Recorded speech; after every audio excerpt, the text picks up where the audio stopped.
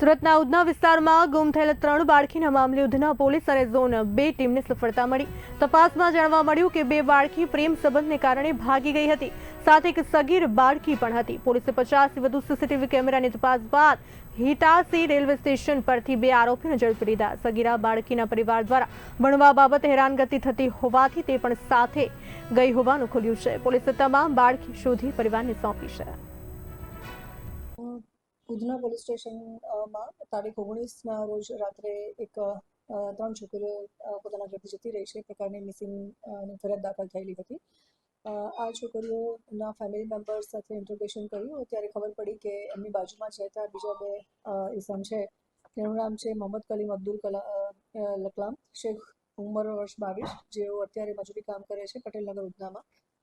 બીજાનું નામ છે મોહમ્મદ આવેશ અહમદ અતિક શેખ, ઉંમર 24 વર્ષ, મજૂરી કામ કરે છે પટેલનગર ઉધનામાં। મૂળ એ યુપીના રહેવાસી છે બંને, અને આ બંને છોકરીઓ સાથે પ્રેમ સંબંધ થતા એ બંને છોકરીઓ અને આ બંને છોકરાઓ ઘરેથી રાત્રે નીકળી ગયેલા હતા। એની સાથે બીજી એક 13 વર્ષની જે બાળકી છે એ પોતાના ઘરમાં એને એવું લાગી આવ્યું હતું કે એના માતા પિતા એને બોલે છે અને ભણવા માટે અથવા તો એને જે બિહેવિયર છે એના માટે થઈને ઘરમાં જે માતા પિતા ટોકતા હોય છે એ લાગી આવતા આ બંને છોકરાઓ જે 2 છોકરીઓને લઈને જતા રહ્યા હતા એની સાથે આ 13 વર્ષની છોકરી પણ જતી રહી હતી।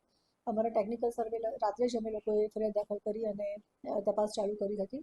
ડી સ્ટાફ અને ઝોન 2ની એલસીબી કામે જ લાગી ગયા હતા અને વિધિન અ શોર્ટ ટાઈમ અમને હ્યુમન ઇન્ટેલિજન્સ અને ટેકનિકલ સર્વેલન્સના આધારે ખબર પડી કે આ લોકો ઉધના રેલવે સ્ટેશનથી બેસી અને